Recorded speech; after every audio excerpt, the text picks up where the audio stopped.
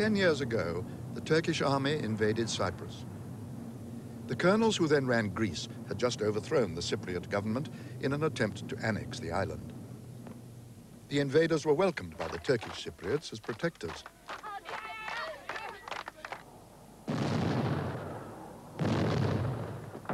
But as they advanced, thousands of Greek Cypriots fled their homes before them.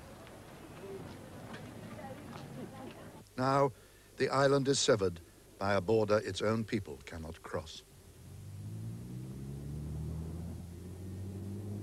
Last November, Greeks protested as the Turkish Cypriots formalized the partition of the island by proclaiming UDI. This, the first of two programs, describes how the conflict began 30 years ago, when the Greek Cypriots sought freedom from British rule.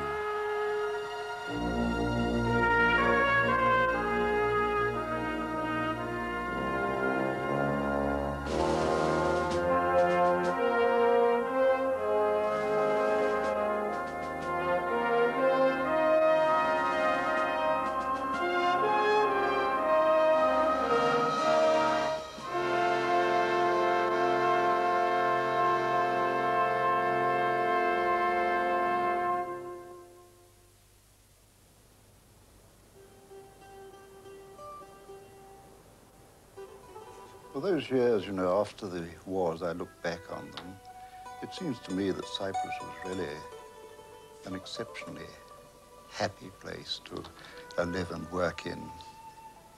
During the Middle Ages, Cyprus had been dubbed sweet land of Cyprus, and it was then, as it had been before, sweet land, until it was soured by political violence.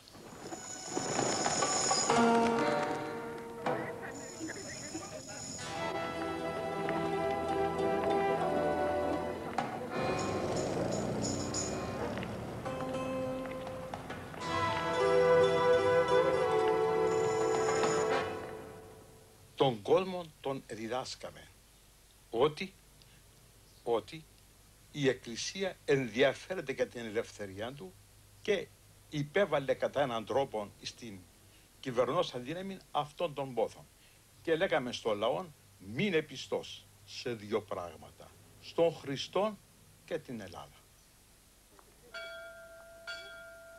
The Greek Cypriots, led by their church, longed to be free of foreign rule. But they dreamed not of independence, but of union with their motherland, what they called enosis.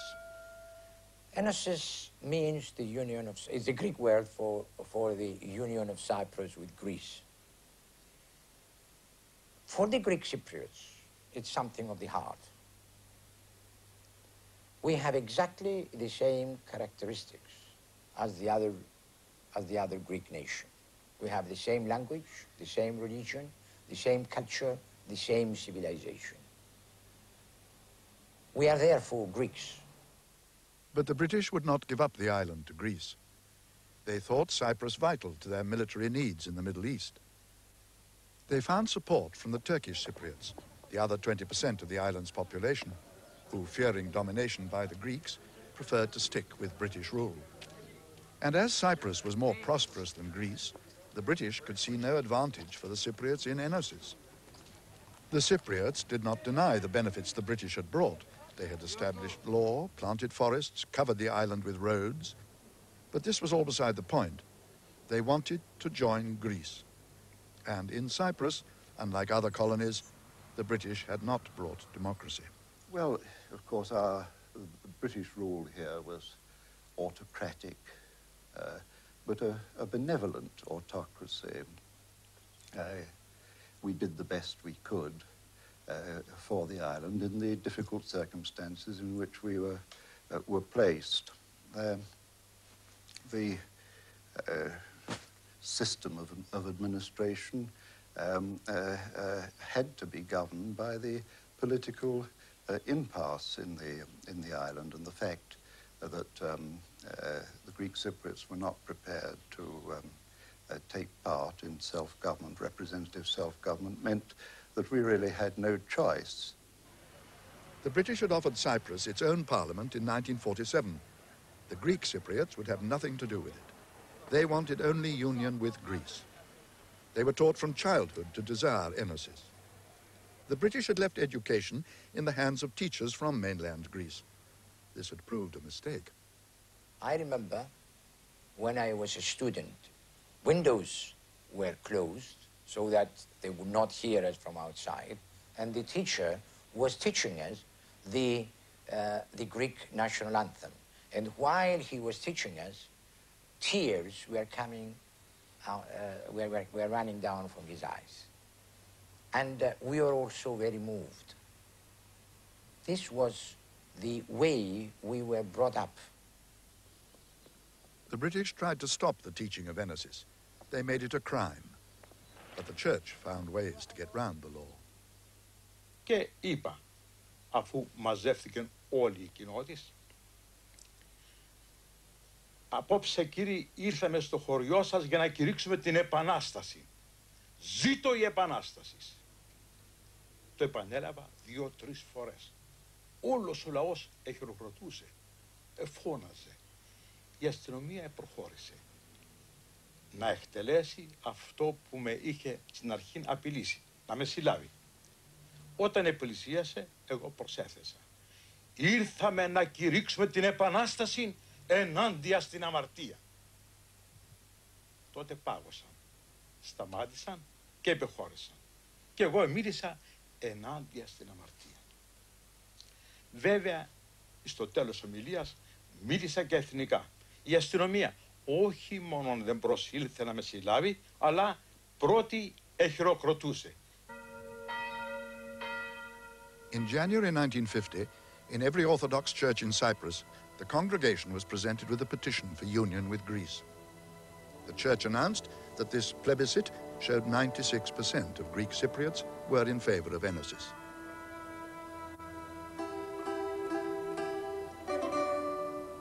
The British took little notice of this plebiscite or its organizer, the newest bishop, Makarios. A few months later, Makarios was archbishop. At 37, leader of the Orthodox Church in Cyprus, the main power in Greek Cypriot life. He had taken the only way to advancement open to a poor peasant boy. At 13, he had joined the monks at Kiko, the most powerful monastery in Cyprus. All Makarios' predecessors had talked of Enosis, but Makarios was different. He was determined he would be the one to achieve it. He would consider no alternative and no delay. He transformed the Enosis movement into a major political force. The British could not understand how a priest came to be so involved in politics. Well, the Archbishop of Cyprus is elected by the whole Greek people of the island in two capacities: to be both their religious and national leader. He had political opponents too, the communists and a moderate party in the town of Limassol, who, though they wanted Enosis, did not believe Makarios' hard line was the right way to get it. Makarios called us at the Limassol bishopric, and he tried to explain to us that we must not oppose union. We have explained that we were not opposing union, far from it, but that it was very difficult. Makarios told me that we have to warn them. And I said, Your Beatitude, leave it to me. I will pass the message to them in a wonderful way.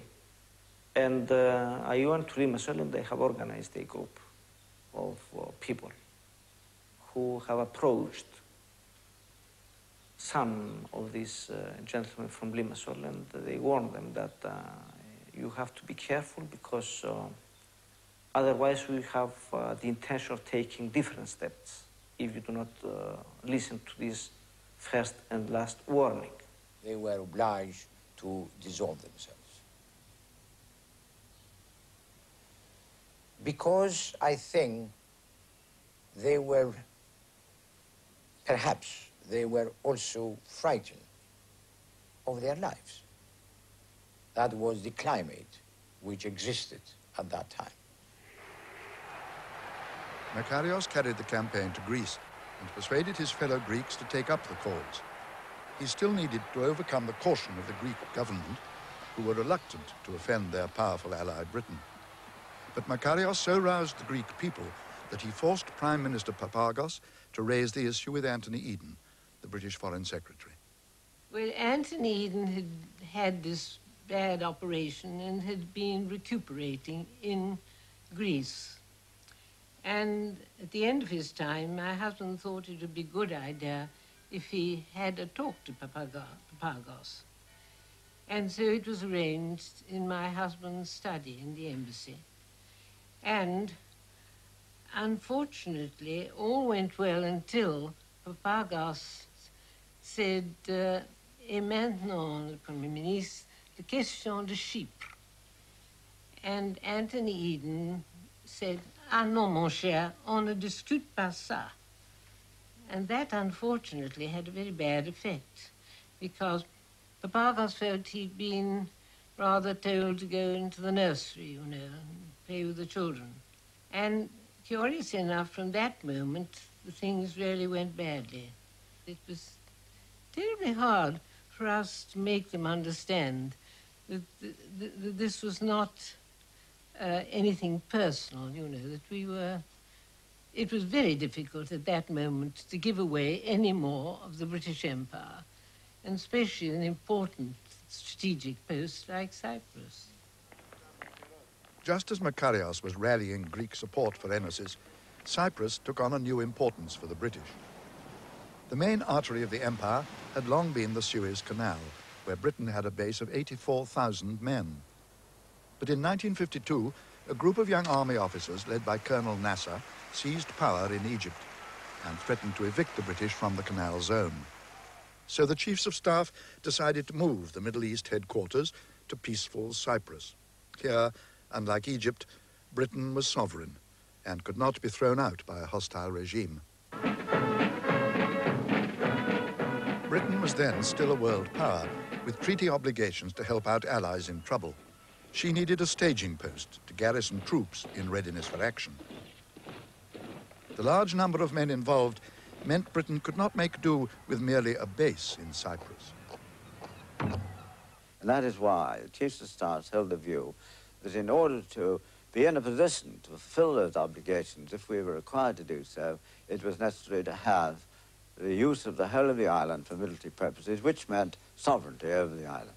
Self-determination, or any idea of Enosis, that is the union of the island of Cyprus, the kingdom of Greece, was out of the question from the British point of view. Britain's new need for Cyprus conflicted with the Cypriots' desire to join Greece. But the matter remained a private family quarrel until the day before the House of Commons rose in July 1954. On that day, Henry Hopkinson, a junior minister in the Colonial Office, was to say one word which ended his ministerial career and brought Cyprus world prominence. The Labour opposition had begun to ask why the Cypriots, the most educated colonial people, had so little say in running their own affairs. The opposition were insistent on some action being taken to advance the situation, and a lot of our own backbenchers were very worried. And all the more because all during this period, the talks were going forward for the removal of the British troops from Egypt. And that made our right-wingers, including, of course, the so-called Suez rebels who were fighting the withdrawal from Egypt, it made them even more nervous about Cyprus. We were no longer prepared, the Conservative Party as a whole, to look at Cyprus as a little local difficulty, because it had assumed a quite new importance in view of our withdrawal from the zone. The cabinet faced mutiny. 60 of their own backbenchers were threatening to defy the whip on the crucial Suez vote. This could bring down Winston Churchill's government. The cabinet's first concern was to assure the Tory rebels that though British troops were leaving Egypt, from Cyprus there would be no withdrawal. And clearly, if they'd said anything weak about Cyprus, it would have created a panic in the Tory ranks, and they might have been in great trouble. Henry Hopkinson's statement on Cyprus would be a tricky one to make. Well, I made my statement in the House, and it went all right. Jim Griffiths, who had been Colonial Secretary of the Labour Party, got up and asked a few questions, which I answered quite simply and easily. And his fourth question was whether he could take it, that it was the intention that Cyprus should eventually attain what he called dominion status, with the right to determine their own future. And of course this put me in a great difficulty, because that was the one thing that I'd been told definitely by the Secretary of State when he returned from Cabinet that morning that I must not do. So I had to tread very carefully. I said there are certain territories which, owing to their particular circumstances, can never expect to be fully independent. Fully independent, I said.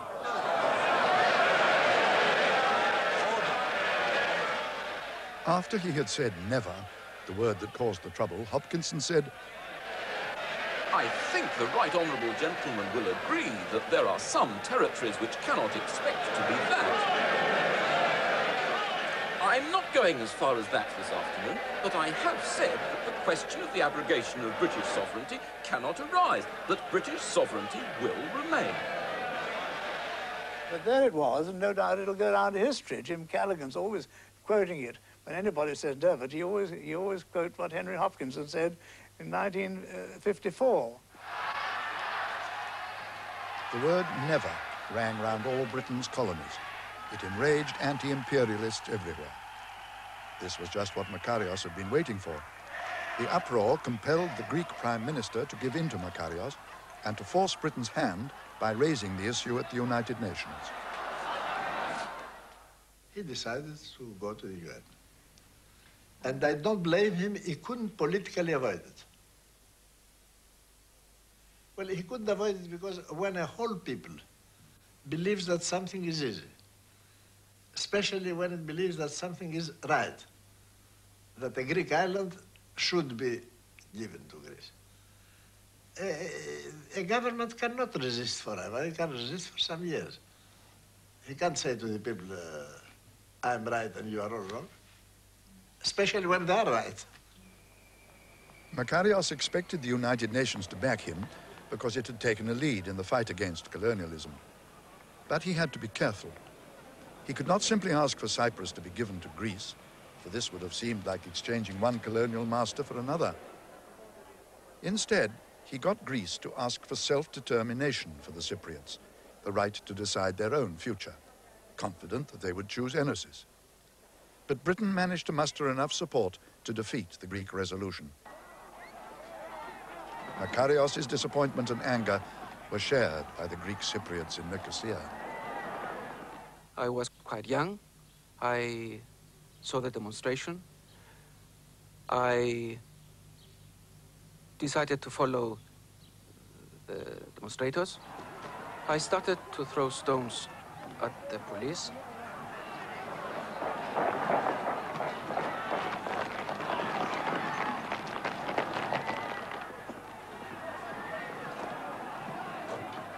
I saw these demonstrations as the starting for the freedom.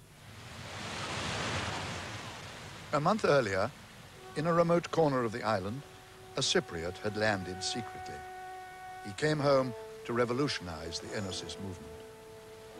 It had been said that the Cypriots did not really want their freedom, and that if they did want their freedom, they would seek it through actions of violence. Colonel George Grivas was a Cypriot who had fought in the Greek army and led an extreme right-wing guerrilla group in Greece. He was consumed with zeal for Enosis. An armed fight was the only way leading to the self-determination of my native country, Cyprus. Ήταν πολύ έξυπνος και είχε τα μάτια του σπινθυροβόλα. Σε καθήλωνε. Όταν μιλούσες μαζί του, έβλεπες μπροστά σου ένα ηφαίστειο. Ηφαίστειον γεμάτον από την αγάπη προς την πατρίδα, αλλά και πιστός άνθρωπος, πολύ πιστός. He took the name Digenis after a legendary Greek hero. He kept his real identity a mystery. While Cyprus resumed an outward calm, the last months of peace it was to know for many years, Grivas was forging a secret army, AOKA, the national organization of Cypriot fighters. He imported arms, hand-picked recruits, and selected his targets.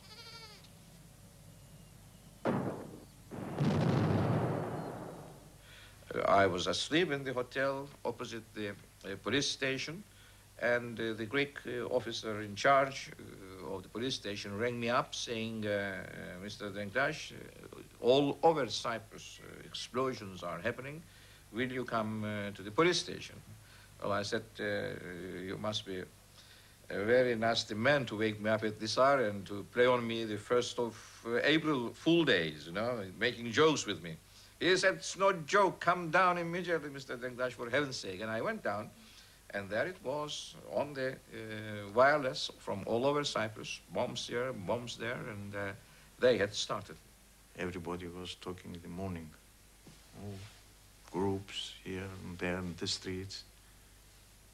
Were reading the pamphlets which were circulated by Grivas that day. If our rulers refuse to give us back our freedom, we shall claim it with our own hands and with our own blood. AOKA, the leader, Digenis. And talking about the explosions, there was another atmosphere, really. I felt just that I had to do it. I had to fight for the freedom of my country. It was a strong feeling, really. I couldn't be out. What you need to be a member of this organization was that you must be, at that time, a right-wing, belong to right-wing party. I mean, right-wing, you are all except the leftists, the communists. I mean, they check your character. I mean, let's say if you were going around in bars, drinking or having affairs with people that didn't, I mean, have a good name, they wouldn't choose you to be a member of the organization. You must have a good character. Ήταν παιδιά που εξομολογούνται τακτικά, εκκοινωνούσαν τακτικά. Και το Μυρμήγκι να το σκοτώσουν δεν το ήθελα. Όταν όμως εκλήθησαν στον αγώνα, φυσικά έκαναν το καθήκον τους και έγραψαν την ωραιότερη σελίδα της ιστορίας της Κύπρου. Έχω ορκίσει πάρα πολλούς νέους. I swear in the name of the Holy Trinity that I shall work with all my power for the liberation of Cyprus from the British yoke, sacrificing for this even my life. You have to take a Bible and put your hand on it and take the oath. You keep your secret. You tell nothing to anybody, not to your parents, not to your relatives, not to anybody. If you betrayed your friends, you are a traitor. And it was very difficult for somebody who betrayed his country. They will kill you, or, I mean, you could not come out of that. To their parents, AOKA's secret recruits were still just children. I had a problem with my relatives, more with my father, that he thought that I was a moral person, moral girl, because I used to go out with men. And after I asked my leader of my district to break the oath and say to my father that I fight for my country and not just to amuse myself. And when I told him, he was so glad and moved that he gave me his blessing, but he lost his sleep.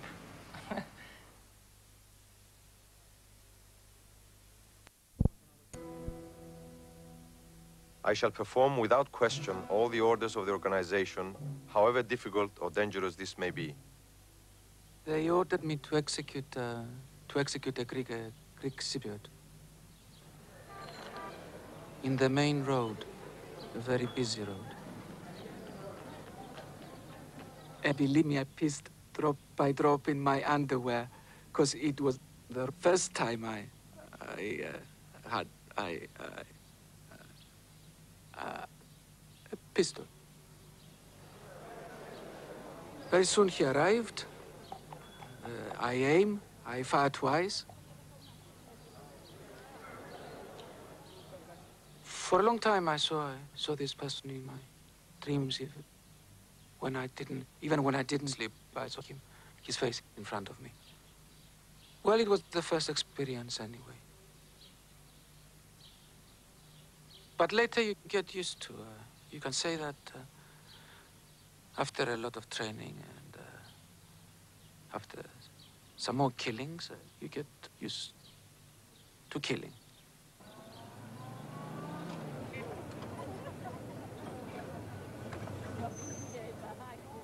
The British looked to Archbishop Makarios to put the moral weight of the church behind their battle against Aoka terrorism. They tried to pin him down. I am opposed to the use of violence, but at the same time, I am opposed to the British policy which has provoked violence. However, I don't think wise to condemn violence in public, because I understand that a Greek section of the people is in favor of this method. The British were baffled by the failure of this man of God to condemn violence. They didn't realize he was Aoka's founder and its commander-in-chief. Yes, Makarios, on his way to the United Nations, while we have had this meeting with Grivas in Athens, gave him the green light to come to Cyprus and gave him money to pay the transportation. But he told him that you go there, you continue organizing things, but you will not start unless you receive an order from me. He did not want a revolution with battles and guns and machine guns and submachine guns. He was thinking of an explosion here, a demonstration there, some shooting to help or escape. And, well, this is the ideas he was having by that time. Of course, the other man was having, Grivas was having completely different ideas. We had a meeting at the yard of Kiko Monastery outside Nicosia. And Makarios started talking to me about the struggle.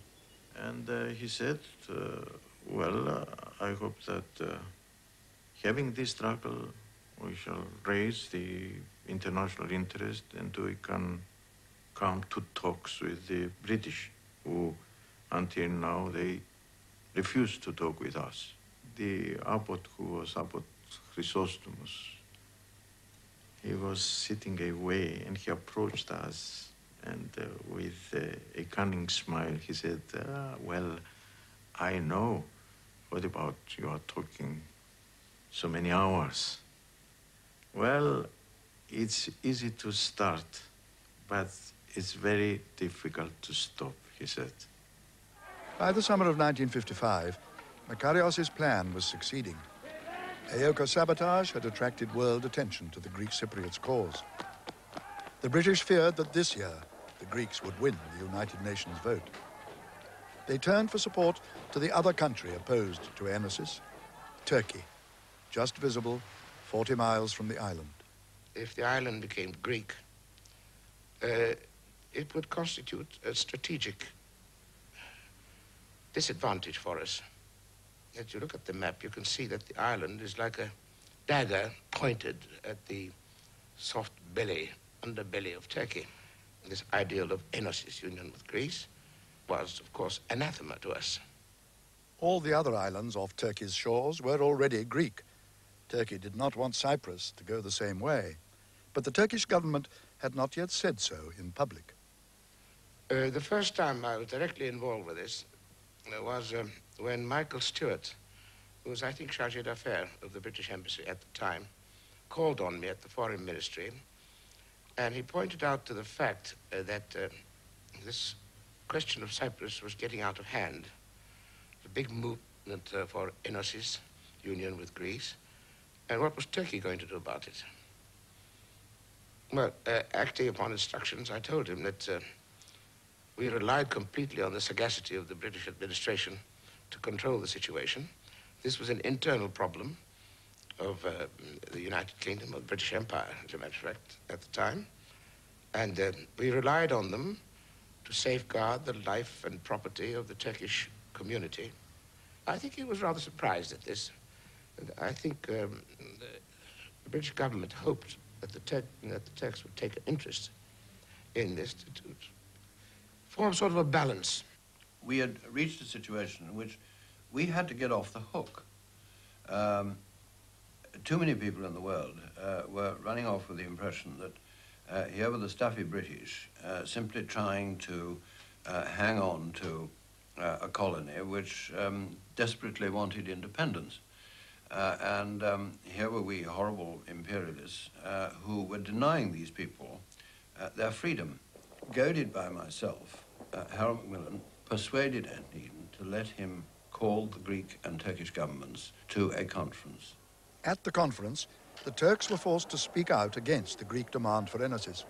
Britain thus demonstrated that giving in to Makarios would provoke Turkey. Now, she had a respectable reason to stay in Cyprus.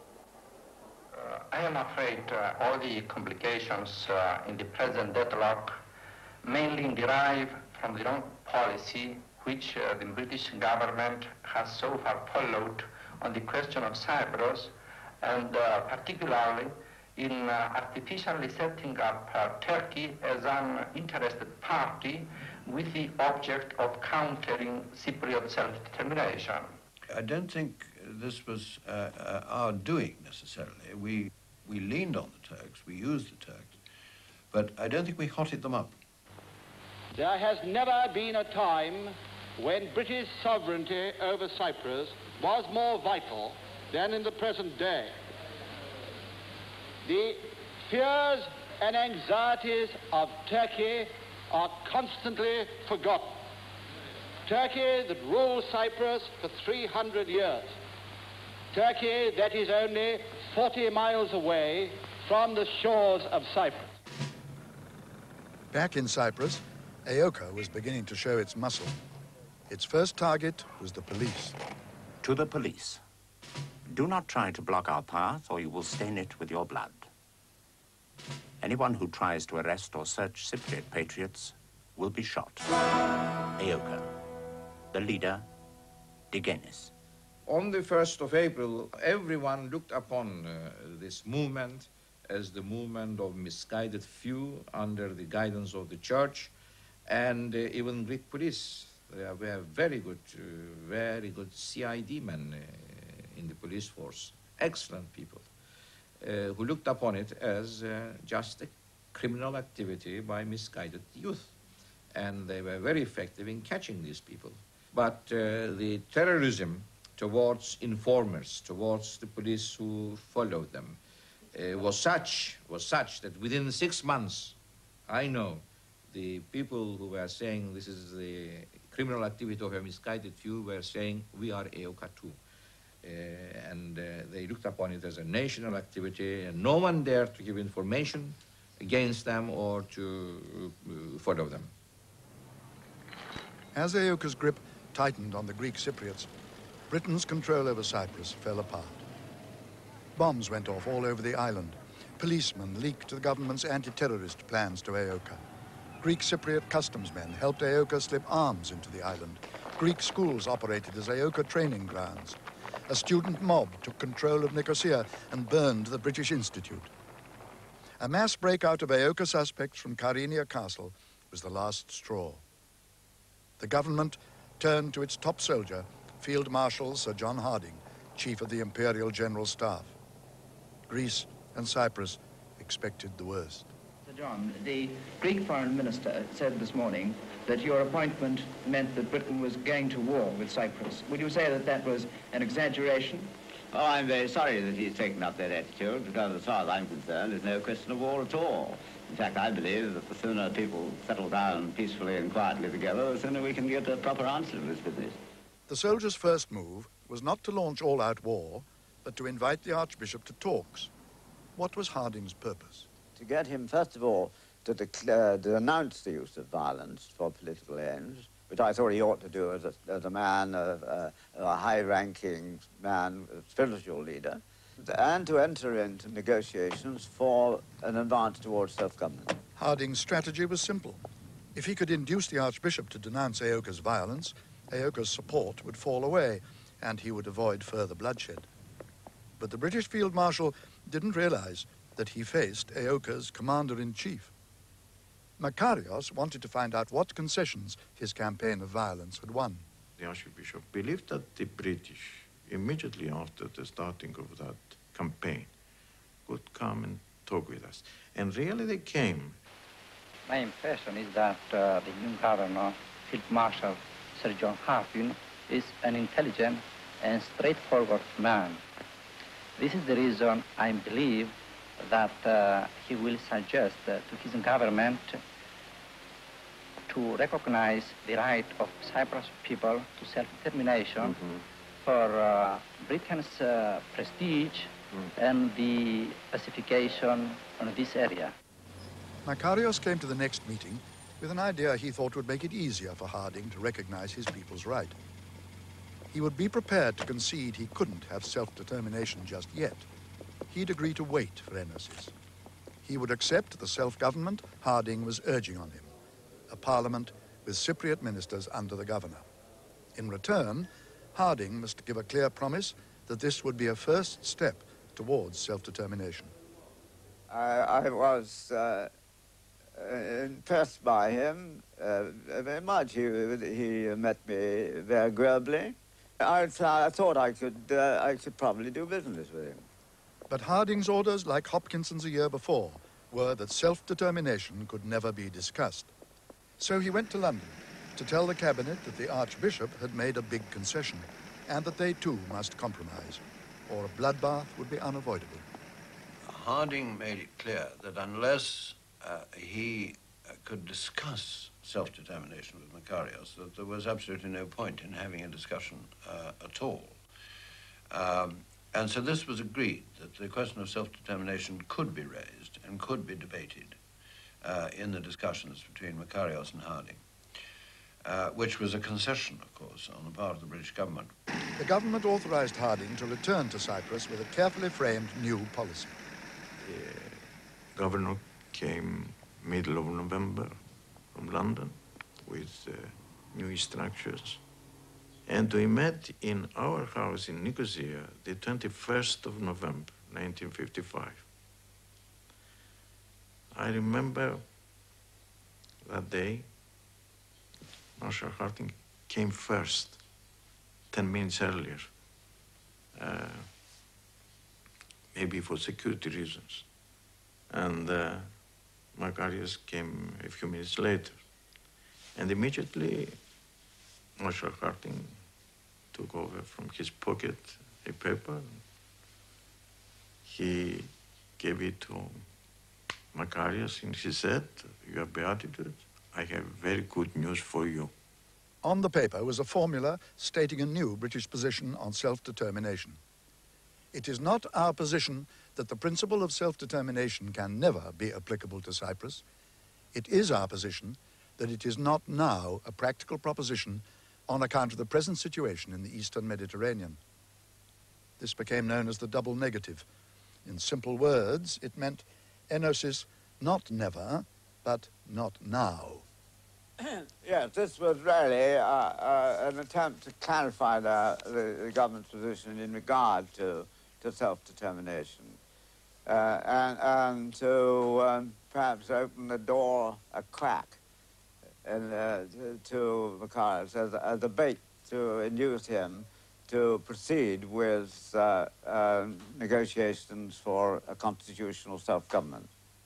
The Archbishop said, Your Excellency, I cannot accept this. And Harding he was very disappointed.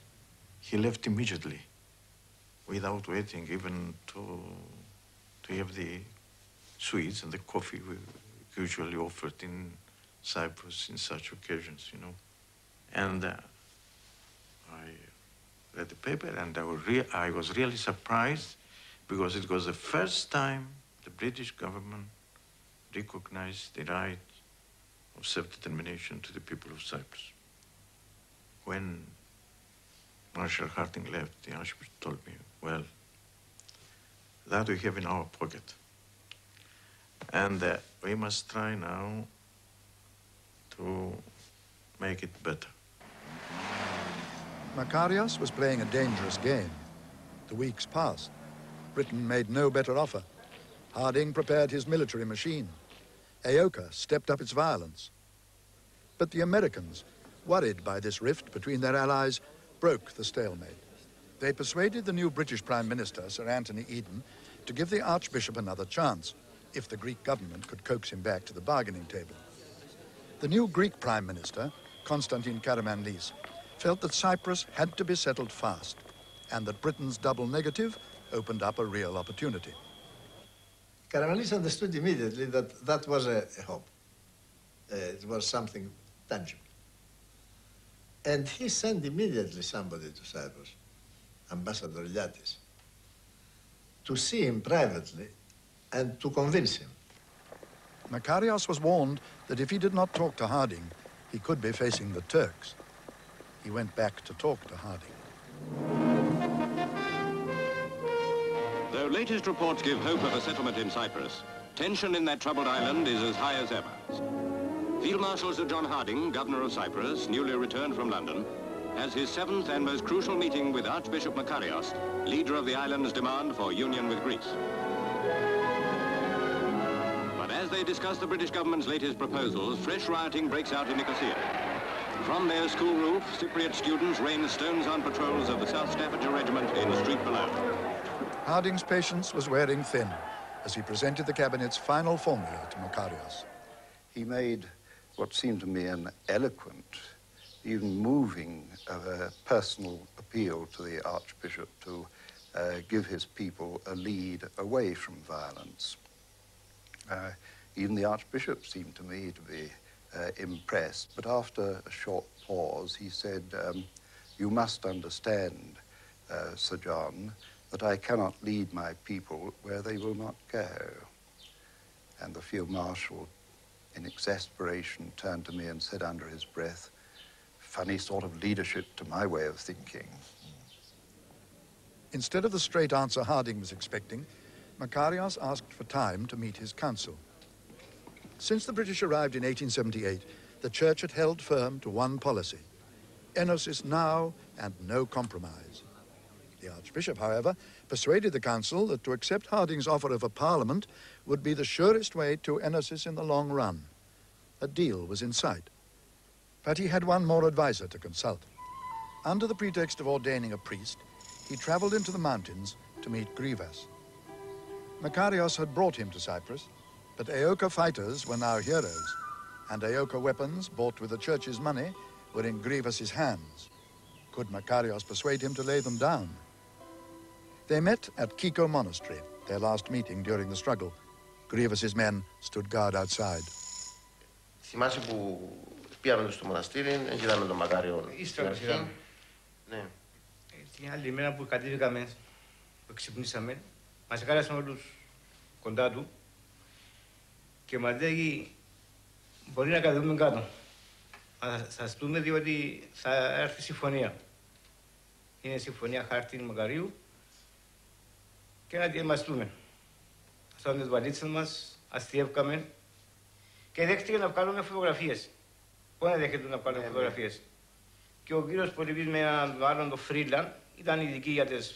είχαν και φωτογραφική μηχανή και βγάλαμε μαζί όλοι οι φωτογραφίες, ενθύμιο. Grivas broke his iron rule of secrecy in permitting this photograph to be taken, because the struggle would soon be over. Makarios left the mountain meeting believing he had cleared the final obstacle to agreement. Grievous announced a ceasefire a few days later to allow Makarios to settle. But the Archbishop had promised Grievous he would secure some conditions. Grievous told Makarios that I don't trust the British. And his opinion was that if we are given amnesty, if we are given the police security, then we could sign an agreement. Makarios wrote to Harding agreeing to renounce violence if these few small details could just be settled first. As far as I was concerned, it was no good continuing the negotiations. We'd come to a dead end. And so I recommended to the Colonial Secretary that he should come out.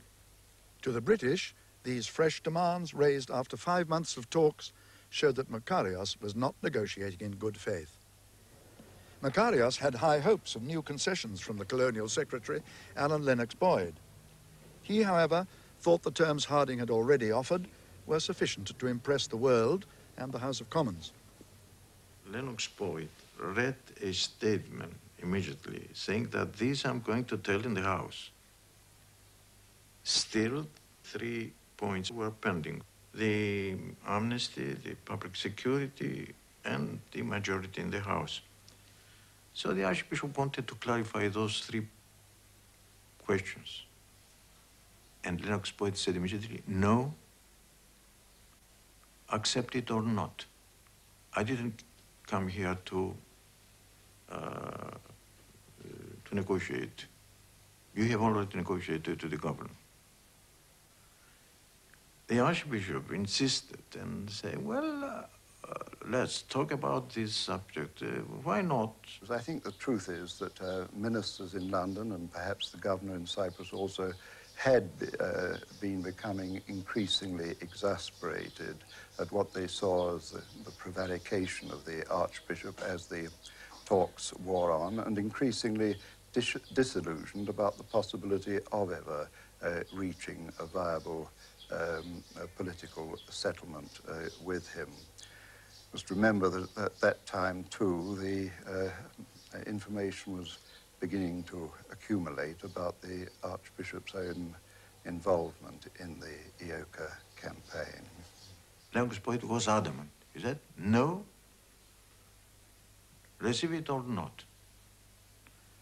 And the Archbishop said, well, under these conditions, I'm not going to accept it. And then Lennox Boyd stood up. He was 2 meters tall, you know. He closed his file and he said, addressing to the Archbishop, he said, Archbishop, God save your people. And he left. Makarios had held out too long. The only terms ever offered the Cypriots, which could have led to Enosis, were withdrawn. Had Makarios accepted them, I think we would have been in a very difficult position. Because that, although it ruled out Enosis, immediate Enosis, it left the door open. Let's see what will happen in 10 years' time and that sort of thing. Anyway, Makarios, much to our content, refused them. So I said to Lennox Boyd, I told Lennox Boyd that in my opinion the only thing to be done then was for me to concentrate on inflicting a defeat on Ioka. If that was done, if that was to be the program, well then I must get Makarios out of the way. Makarios left for the airport to fly to Athens for consultations about his next move. His old friend Papastavros was taking his afternoon nap. He was awakened by 2 policemen and driven off. Βλέπω να στρέφονται αριστερά προς το αεροδρόμιο. Λέω, πού πάμε να ράγει, είναι άλλα, εδώ, κρατητήρια.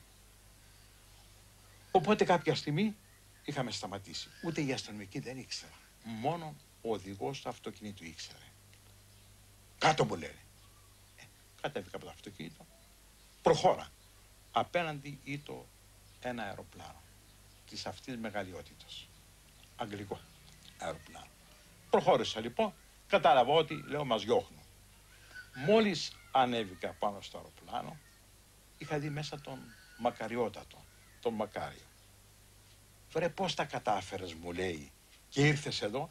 Αυτός είχε πιστέψει ότι εγώ κατόρθωσα να διασπάσω τον κλειόν και να πάω να δω αν θέλει τίποτα. Λέω, δεν τα κατόρθωσα, να έρθω, με έφερα. Χαμογέλασε και μου λέει, πάμε, λέει, εξορία. Λέω, ο Θεός μαζί μας. Και εγώ βάζω το ράδιο, ένα ράδιο, και εγώ άκουσα τα νέα πρώτα.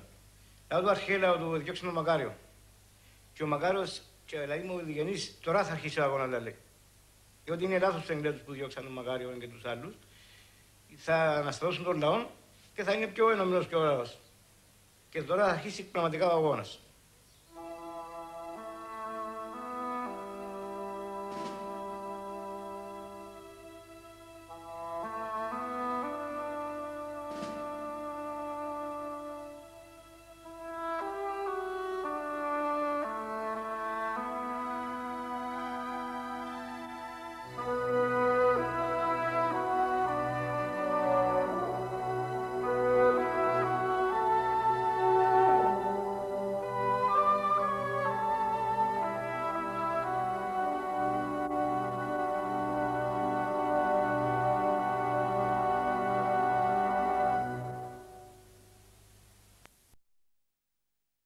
They accepted me as a member of IOCA.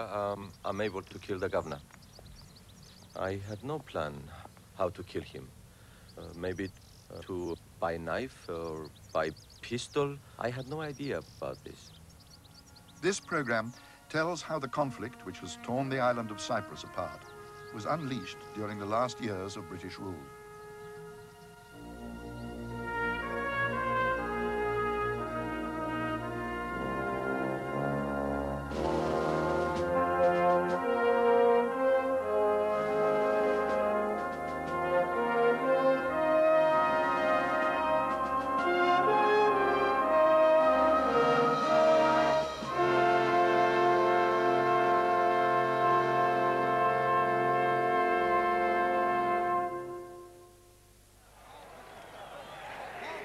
Years ago, Britain faced a rebellion.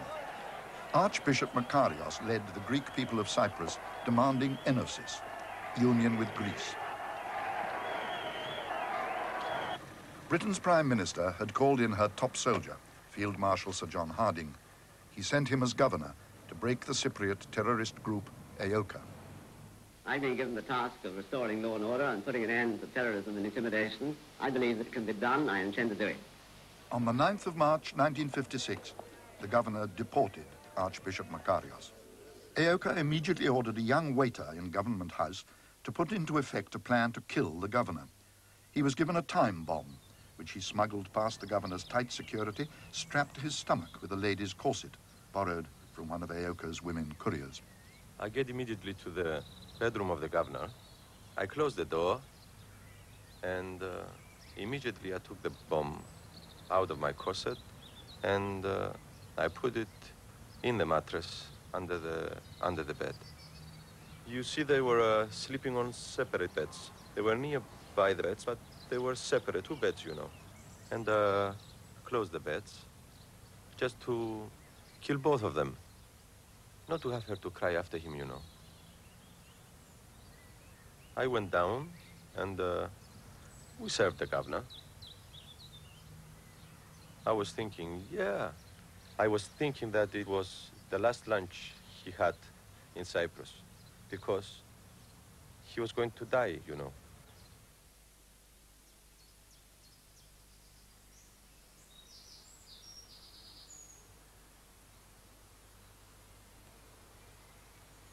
I always get up very late, I'm sorry to say, in the morning, and I had only just got up and nobody had done the room or made the bed or anything. And one of the soldiers came in, opened the doors between the bedrooms and said, "There's a bomb in His Excellency's bed." And I said, "Oh, don't be silly, of course there can't be. He was sleeping on it. We had twin beds pushed up together." I said, "He was sleeping on it all night." And so he said, "There is. You'd better come and have a look at it." So I went and looked, and there was this thing, I'd never seen a bomb before, but there was this bomb there, and I very nearly touched it with flicked it with my fingers, and I said, well, it must be a dud, because it was there all night. A young officer who was very brave put the bomb on a shovel. He'd walked right through Government House, which was quite big, and he'd put it in a sandbag pit, and it was striking 12, and it went off 3 minutes after he'd put it in, with the most sickening explosion that broke all the windows outside of the house. I put the radio on, and I was waiting to hear the news. And the radio said that His Excellency the Governor visited Famagusta. I said, God, my God, he's alive, I said. Nephatos Sophocleos became a wanted man and was taken to the mountains to join the guerrilla bands under the Iauka commander, Colonel George Grivas. It was he who had ordered the governor's assassination. The governor was determined to catch Grivas. He had been promised all the troops and equipment he asked for. In June 1956, he got very close. The anti-terrorist campaign in Cyprus reaches a new stage with the combing of 400 square miles of mountain forests in the southwest of the island. Mortars are used for the first time in the Cyprus emergency as British troops draw the net tighter around Iauka's hideouts. Somewhere in the thick forest in front of them are Iauka leaders with a big price on their heads, including, it is believed, the chief of them all, George Grivas. The British troops pressed hard on the heels of Grivas. One patrol even came upon him washing. He fled, leaving his diary and his cardigan and spectacles behind. The Iauka chief just managed to slip through the closing net at night. For the next 2.5 years, he directed his war against the British from this house on the outskirts of the town of Limassol. He never moved beyond its garden. Not even his own area commanders knew where he was. Inside, under the kitchen sink, was the entrance to a cleverly constructed hideout into which he descended to sleep and take refuge when outsiders were near. Though cut off from his men, he did not relax his iron grip on the organization. From here, his orders, written on tightly folded scraps of paper, were taken by trusted women couriers to his execution squads in the towns. Metaxa Square, Nicosia, and a surprise swoop by men of the 3rd Parachute Battalion searching for concealed weapons. The day before, in a nearby street, 2 Royal Air Force men were brutally murdered and one seriously wounded by terrorists. They use, not all the time, but most of the times, the women, because when they shoot a person or a traitor, the men, they gave the pistols to the women that they were somewhere near.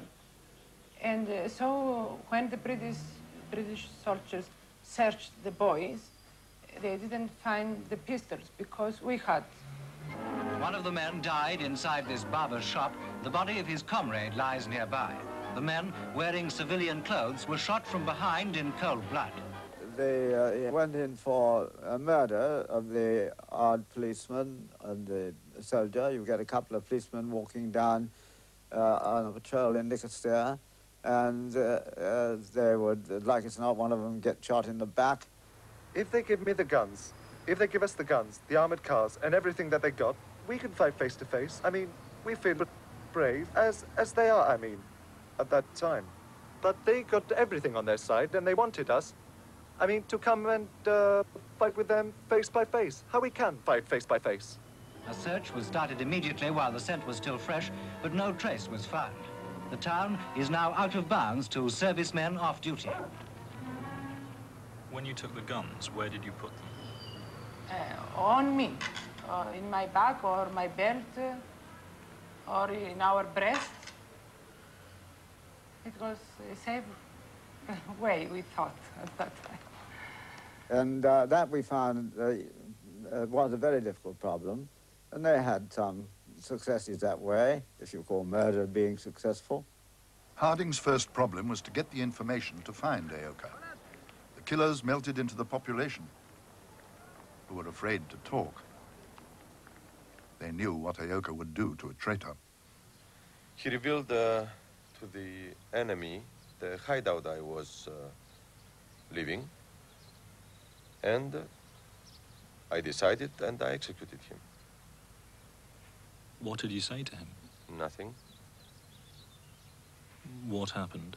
I didn't go by myself personally. I sent some boys to kill him. He was shot in the head, dead. No explanation, no messing, no... If you're a traitor, you have to die. That's all. It was clear to all of us. Why didn't he try to escape? To go where? To go where? Nobody would help him.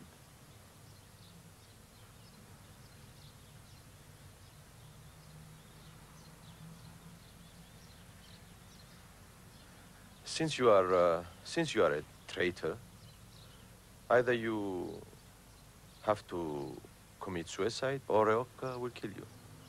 Of course, I cannot say but night that for sure that all these people that we killed, they were, be traitors. Some of them maybe not purposely, but because they speak a lot. Sometimes hear of people say, of course, I loathe the brutal methods of EOKA, but at least they are effective towards achieving their ends. How wrong they are. EOKA are a small minority, trying to force their views and opinions on all the peoples of Cyprus by fear and bloodshed. It is EOKA which is preventing you, the people of Cyprus, from governing yourselves. Harding set out to crush EOKA. He believed that when he had freed the Cypriots from the terrorist threat, new moderate leaders would come forward to help him govern Cyprus. Harding's first step was to strengthen the police, now thoroughly infiltrated by EOKA. He created an auxiliary police force recruited from the 20% minority of the population, the Turkish Cypriots. We were against EOKA. Britain was against EOKA. Therefore, we had a joint interest in seeing that EOKA did not succeed. The only thing on which I insisted very strongly with Marshal Harding was that the auxiliary police would bring about very serious frictions between the Greek majority and the Turkish minority, and then create a situation which would be absolutely insoluble because of the strifes which would occur between Greeks and Turks. We couldn't bring a whole horde of policemen from elsewhere in to do duties of that kind. And so really we had no choice in the matter. EOKA began its struggle against the British, not the Turkish Cypriots. But as Turks became Britain's law enforcers, they too became EOKA targets. Some said it was deliberate British policy to set Greek against Turk and divide and rule. I don't think that it's fair to read great political significance into the action. It was simply a normal part of the security operation. Certainly it's true that perhaps as we were forced to rely more and more on the Turkish Cypriots, it became more and more important that we shouldn't alienate them. We simply couldn't afford, of course, to fight a battle here in Cyprus on both fronts against both Greeks and Turks. Harding introduced tough emergency laws. He punished whole villages with collective fines and curfews for protecting EOKA men. To the Cypriots, it seemed like the end of British justice, which they had enjoyed for more than 70 years. Troops and police rounded up suspect after suspect. Thousands were detained without trial, some for months. But suspects had to be made to talk. They took me to the special branch. They took off all my clothes. They tied me by the back, my hands and back, my foot, and they beat me for a lot. Then they asked, somebody came, I mean a Cypriot came, a Cypriot officer who started beating me. He was always either drunk or taking drugs. He was really mad with me. He was crying one time, he was laughing the other time. I mean, he was a man unbalanced. He was taking a stick to put in my bottom. He was taking some cloth, put in the water, and then put it in my face so that not to breathe. He threw me down and he started dancing on my stomach with. He was wearing boots. Nikos Koshis described 12 days of torture before interrogators abandoned efforts to make him talk. Many Cypriots made similar allegations of torture by the British and those who worked for them. Athens radio broadcast every charge. And in the House of Commons, the Labour Party asked, if Harding's hands were clean, why didn't he hold a public inquiry?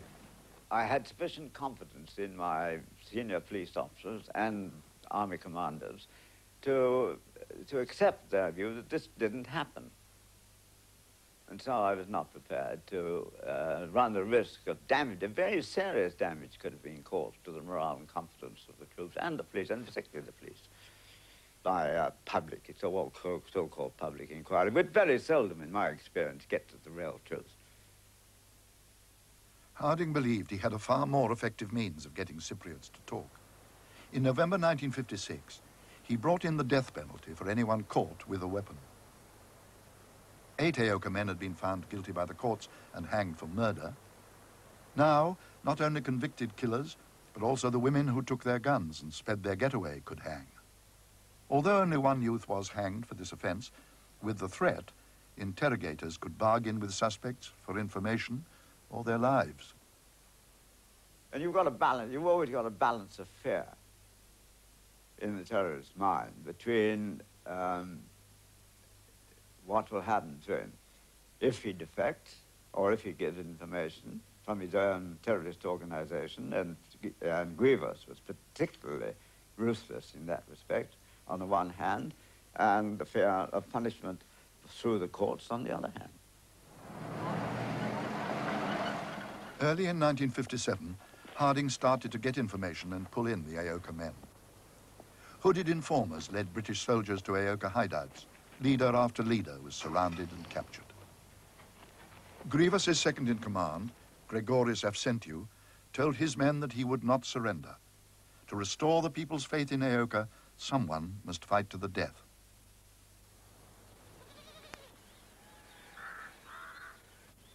High in the Troodos Mountains was the hideout used by Avsentiu and his 4 guerrillas. A cave whose entrance was cleverly concealed in the hillside. On the 3rd of March 1957, it was discovered by British soldiers. So confident were the British that they invited newsreel cameras to film this important capture. It was morning, about 6 o'clock, from the movement of the troops, British troops, and from the noise of the helicopter, we suspected that our cave must be betrayed. The British shouted to the guerrillas to surrender. Matrosos and the men came out and gave themselves up, but their leader stayed put. When a British corporal ordered him out, Avsentiu shot him dead. The British threw a grenade into the cave and forced Matrosos back in to bring out the body. But he found Avsentiu was still alive and joined him. I enter in. I took the Tommy gun. I came out of the cave close. I shoot some bullets, and I said, now we are two. Come to catch us if you can. And we start the battle. As the captured Aoka men watched, the British threw all they had, tear gas, boulders, and explosives, at the cave. The battle raged for 6 hours. Sometimes I was ready to die. I didn't afraid from death. Sometimes I was thinking about life. With the press looking on, British patience came to an end. And then I smelled it was petrol. I said, oh my God, master, is petrol. The British set the petrol alight. I was in front of the exit. The flame took me from the face. Instantly, I cover my face, my eyes, and my hands also burn. I feel them burn. Then again, the Avxantiu, I saw him in flames, and he shouted me, "Don't be afraid." It was the last word I heard from Avxantiu. I jump out of the cave with hope that a bullet will, somebody will shoot me. I didn't want to live, and I didn't want to die by flames. Matrosos was found lying stunned at the bottom of the hill. They removed some stones from the roof, and I saw Avxantiu was burnt. How did you feel about him? Well, he was, from my side, a great respect. He was a man who was training us to love our country, to love our freedom.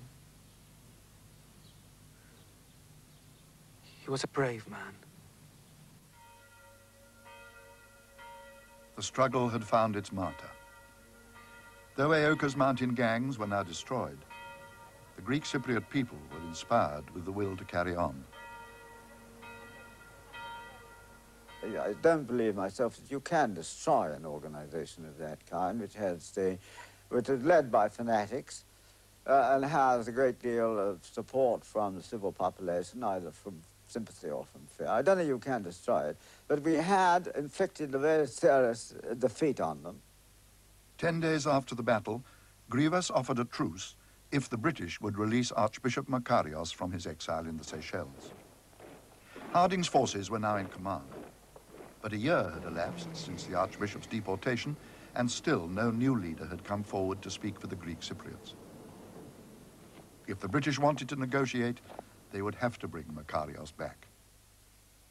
But the diaries which Grivas had left behind in the mountains had proved that the Archbishop was behind Aeoka violence. So before releasing him, the British laid down one condition. On Archbishop Makarios, why isn't it possible to release him immediately? Well, the simple reason, he's got a great deal of influence, and if he renounces violence, it'll help to bring violence to an end. Until he does that and makes a clear statement saying violence should cease, I don't believe any responsible government could allow him out of his place of detention.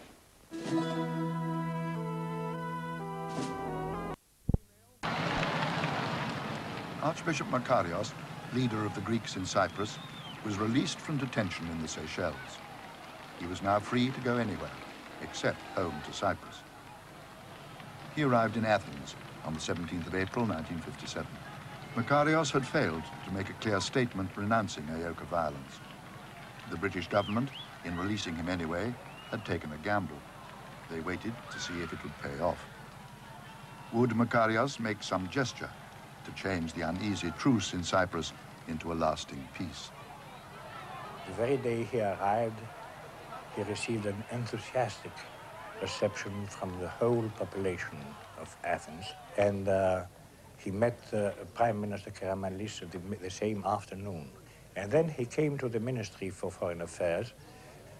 I insisted very much to Makarios that the action of Grivas and Aeoka should reach an end. The Greek consul argued that Aeoka was now fighting the wrong enemy. The real barrier to Cyprus joining Greece was no longer Britain, but Cyprus's nearest neighbor, Turkey. Makarios' release had alarmed the Turks. They were now helping the Turkish Cypriots to arm themselves. Makarios was warned he must stop Aeoka now, before the Greek and Turkish Cypriots began to fight each other. Makarios seemed convinced. he said that he was absolutely in agreement, but making a gesture towards the direction of Cyprus. He said, but he will have to take also part of his responsibility, of course, meaning Grivas. Makarios himself had appointed Eoka's leader, but he feared that during his exile, Grivas's grip on the island had tightened. The Greek consul returned to Cyprus with a letter from the archbishop in the diplomatic bag. It did not order Grivas to stop the war, but merely asked for his opinion. Grivas replied, I do not know what information you have been given by the self-appointed advisors who have rushed to Athens to gain your ears and surround you with the poison of the towns. A permanent ceasefire is unthinkable. Makarios backed down. Grivas stayed in Cyprus.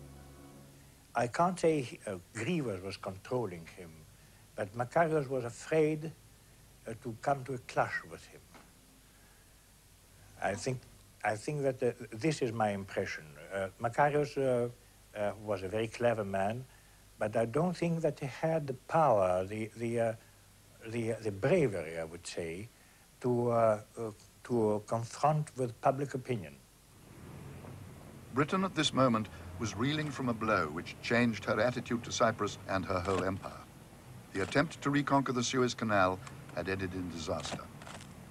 Sir Anthony Eden, the Prime Minister who had said Britain could never leave Cyprus, had been forced to resign. His successor, Harold Macmillan, though an imperialist in style, was a realist in practice and cut back the imperial role. All of Cyprus was no longer needed. A small base would do. Macmillan wanted to get out. But he could not just pull out and leave Cyprus to the Greeks, as Makarios continued to demand. Turkey, Britain's ally when she wanted to stay, had become another nuisance. Now she was keen to go. The Turks did become more of a nuisance than a nuisance value. Their nuisance value had been of considerable use to us, and we had been able to capitalize on it in the United Nations and in the International Conference in 55. But when the Turks began to see weakening where there was no weakening on the part of the British government, it then dawned on one or two people in London that perhaps it wasn't all that useful to have the Turks quite so heated on the subject as they had become. So the colonial secretary had gone to Ankara to show the Turkish government there was another way to protect their interests when the British pulled out.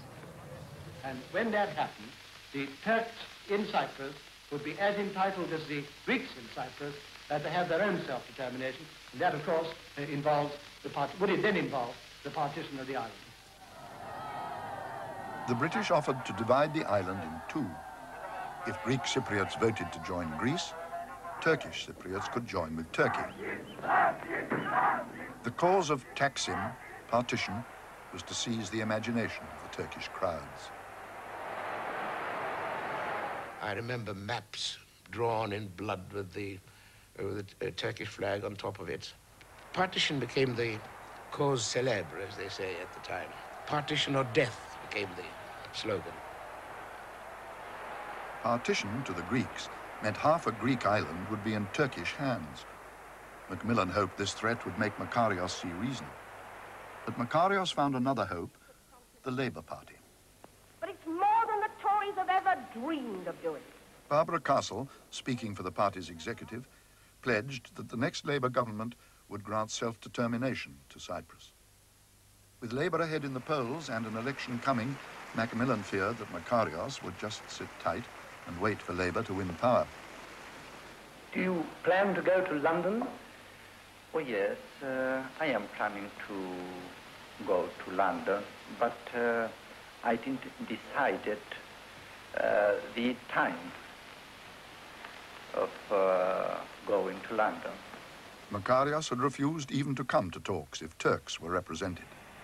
British ministers were becoming desperate. Macmillan wrote in his diary, "It really is one of the most baffling problems I can remember. He searched for a way to get the confidence of the Labour Party and the Greeks. The idea he hit upon was a new governor, not another soldier, but a conciliator, Sir Hugh Foote, Michael Foote's brother, and a known friend of the Greeks. On taking up his appointment as governor 4 weeks ago, Sir Hugh was asked to make his report on the troubled island. Since then, at great personal risk, he has toured Greek and Turkish villages, seeking the views of the people themselves. I said at the time I was rather pleased with myself. Things had gone rather well. I got a good deal of publicity from these acts. No great substance perhaps in them, but they were indications of an anxious anxiety to work with the people. And then the terrible consequence. Foote's friendly gestures to the Greeks only convinced the Turkish Cypriots their protectors had abandoned them. Tension mounted. On the night of the 7th of June, 1958, the tension suddenly snapped. Cyprus has never recovered from that night. There was an explosion at the information bureau of the Turkish consulate. A crowd had already gathered there, a crowd of Turkish Cypriot youth. And they all almost immediately decided that Greeks had done it. And they were swearing vengeance against the Greeks and so on. The explosion started a night of rioting in Nicosia. Turkish Cypriots burned and looted Greek shops and homes. Soon Aoka counterattacked, and the fighting spread round the island. Greek and Turkish families, who had always lived as neighbors, now moved with all their possessions into separate areas. British soldiers put up barricades to keep the two communities apart. Partition was fast becoming a reality. For 3 years, two armies had been fighting a war. Now, ordinary people were being killed merely because they were Greeks or Turks. Later on, a friend of mine, whose name will still be kept a secret, was to confess to me that he had put this little bomb in that doorway in order to create an atmosphere of tension so that people would know that Turkish Cypriots mattered. The fighting raged for 3 months. More than 100 were killed. Mr. Macmillan was passing through Nicosia airport. I had some talk with him and told him all the terrible circumstances we faced. He said, well, if it's as bad as that, I think I'll have to have a hand in this myself.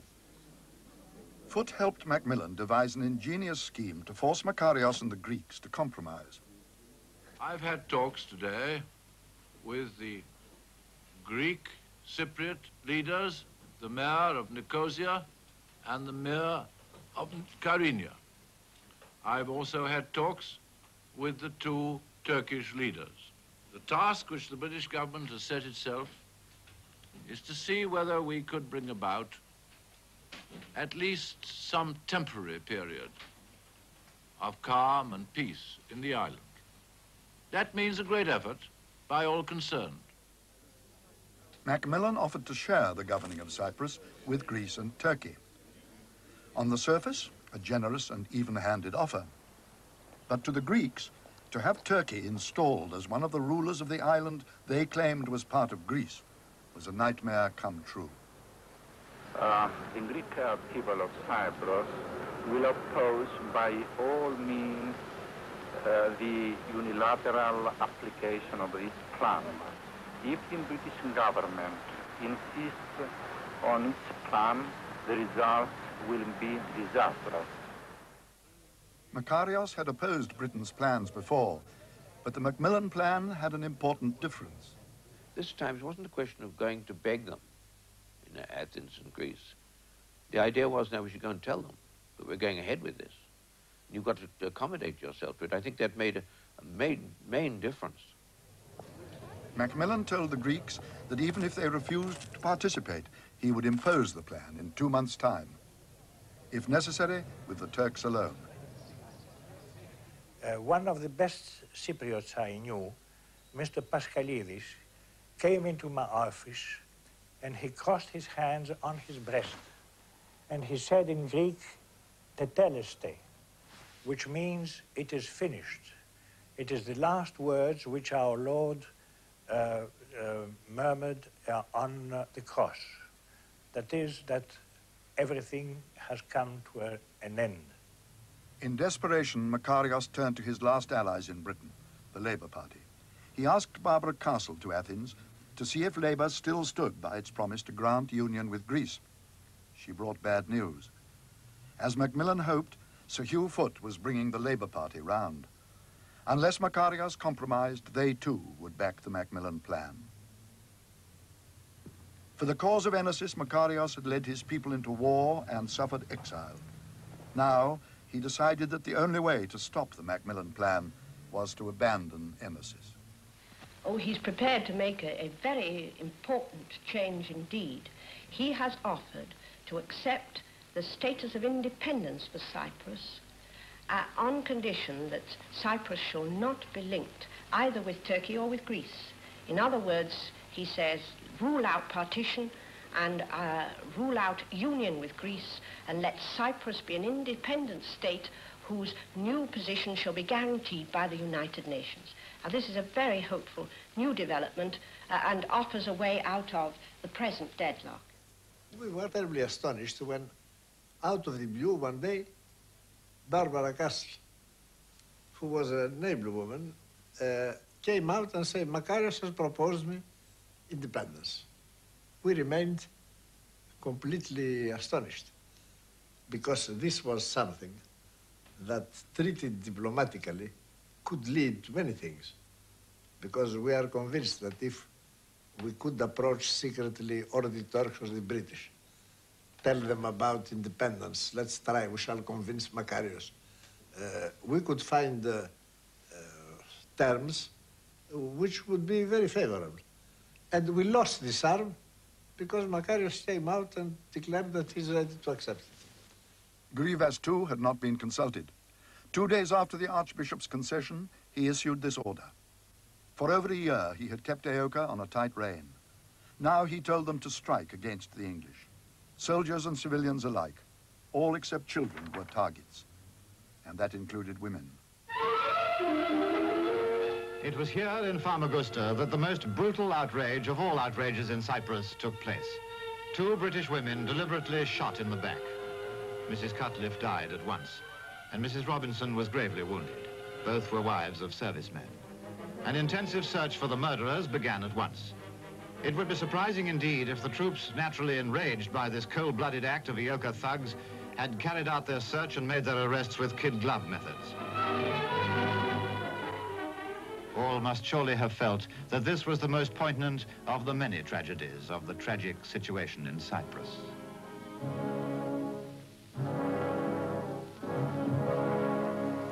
When Makarios got the news that there was that killing, he was more than furious.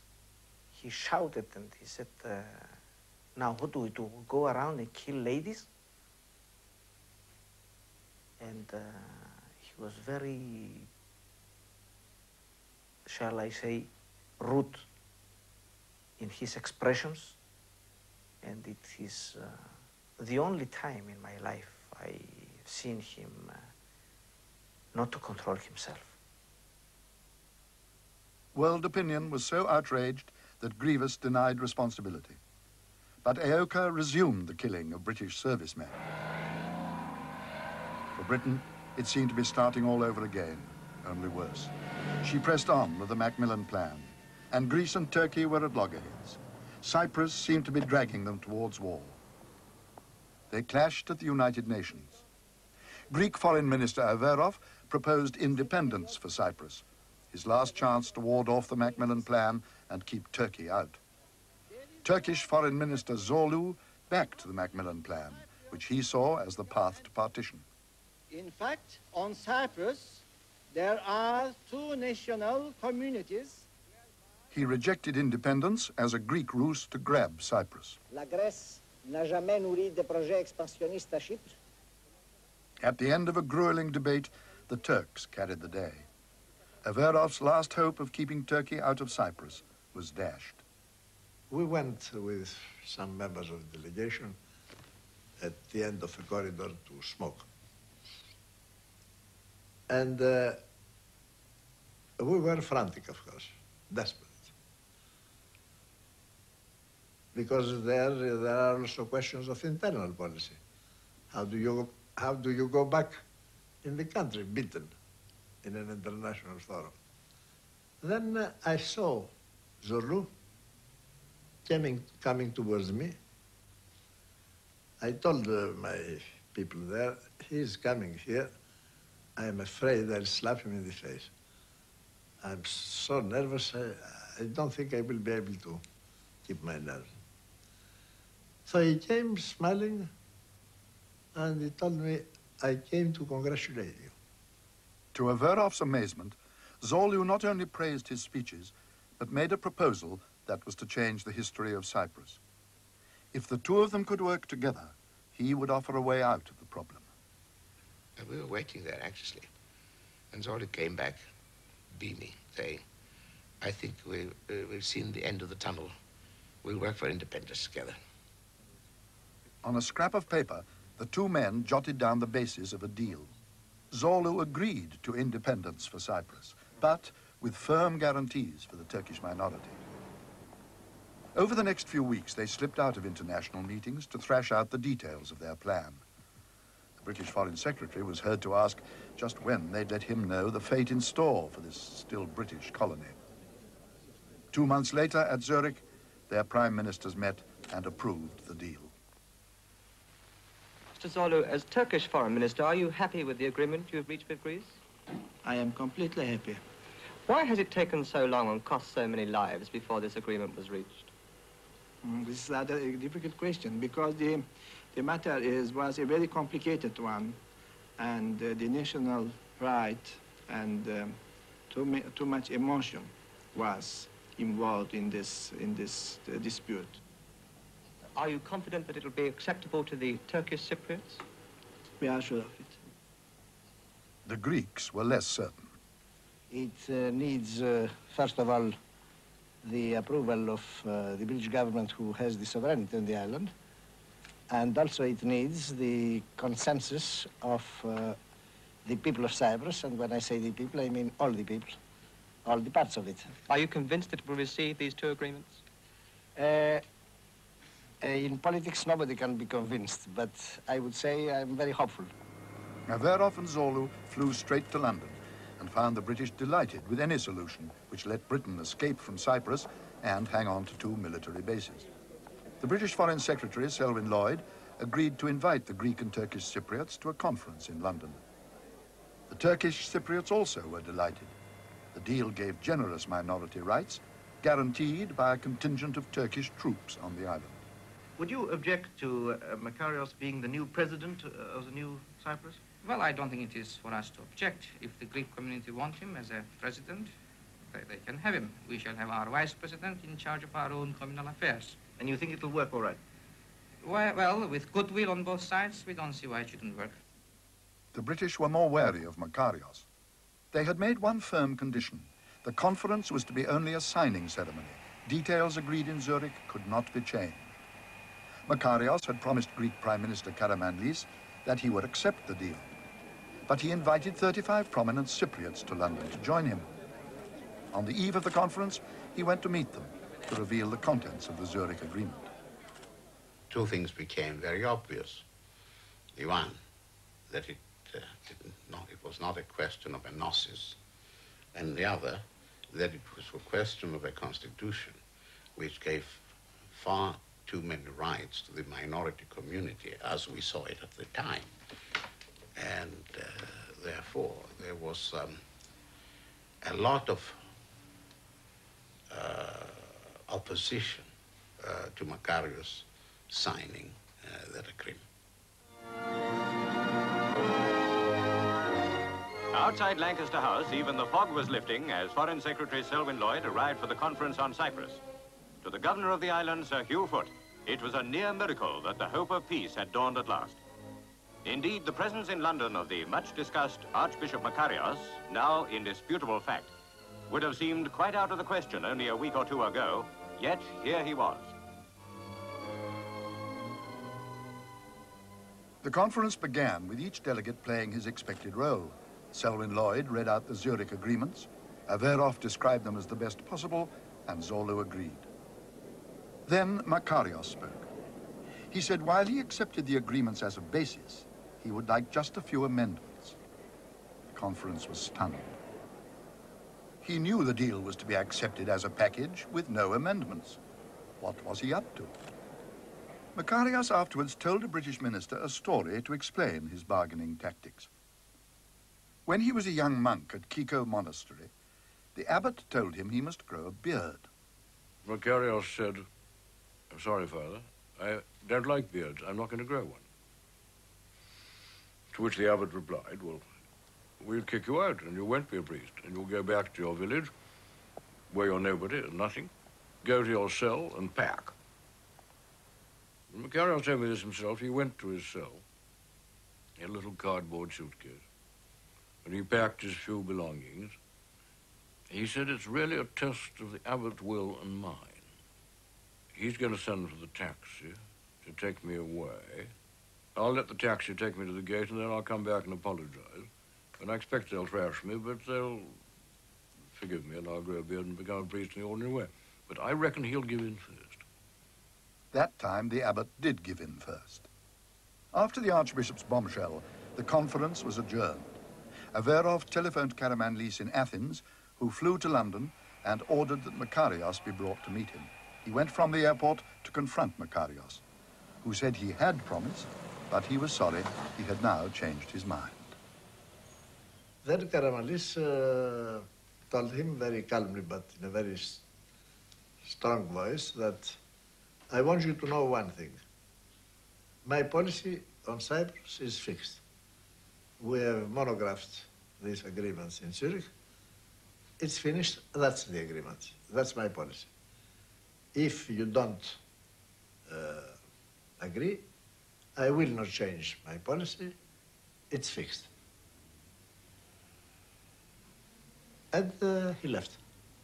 The Greeks passed on the warning to Makarios' delegation. If the Cypriots went on fighting, they would now be on their own. Delegation said they would back Makarios, whatever his decision. The conference met for its final session. War or peace in Cyprus hung on Makarios alone. And Selwyn Lloyd asked Makarios, "What are you going to do, Your Beatitude? Are you going to sign the agreement?" And Makarios said immediately, "If you ask me to give you an answer right now, my answer is no." Makarios was given one more night to accept the deal. Once before, he'd held out too long with Harding, only to find the offer withdrawn and each later one worse. This time, he had not consulted Grivas. If he was determined to fight on, how many Cypriots would follow him? The taxi had reached the monastery gate. No one had called him back. Was it time to give in? And that was the most critical evening for the Archbishop. I remember I went to his room and I stayed with him until midnight. And I remember Archbishop was smoking. He was a heavy smoker, smoking and thinking. I told him good night and have a good sleep. And he told me, "I wonder if I can sleep this evening." So next morning I went first and knocked his door, and he said, "I have already given my answer. I have contacted the Greek representatives and I told them that I will sign." That was the story. This day, a new chapter opens up for the people of Cyprus, a period of peace and prosperity and freedom. The two communities in the island working closely together with God's guidance, will, I have no doubt, be able to develop the welfare of the island to their common benefit. The Cypriots' armed struggle was entirely successful in the military sphere, as history will pronounce one day. However, its accomplishments were not duly exploited by the political leadership. Grivas did not dare risk a clash with Makarios. He reluctantly ordered his fighters to lay down their arms. He went home to Greece, but he was to return later to plague Makarios. The Archbishop took over the government as President of the Independent Republic of Cyprus. After the end of the war? Oh, yeah. I came here just to take my belongings, you know. Before I telephoned to the ADC and I asked him to give me my salary. He said, "Are you crazy?" he said. And I told him that if he denied to give my salary, I blow him up. He said, "Come on, the government house belongs to you now," he said.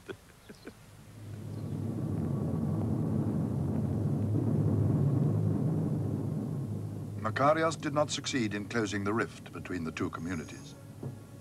In 1974, after the dictators then in power in Greece had tried to annex the island, Turkey invaded.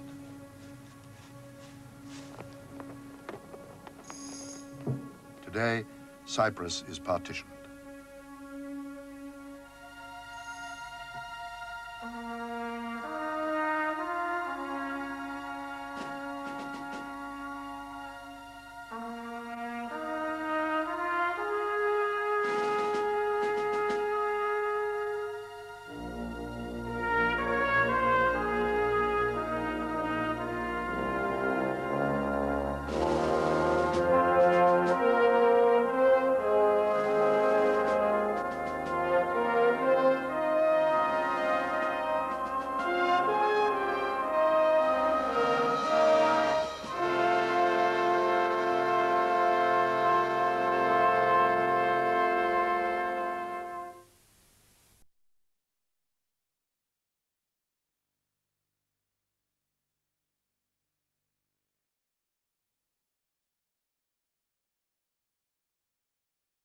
Channel 4 and me, Veronica Hicks.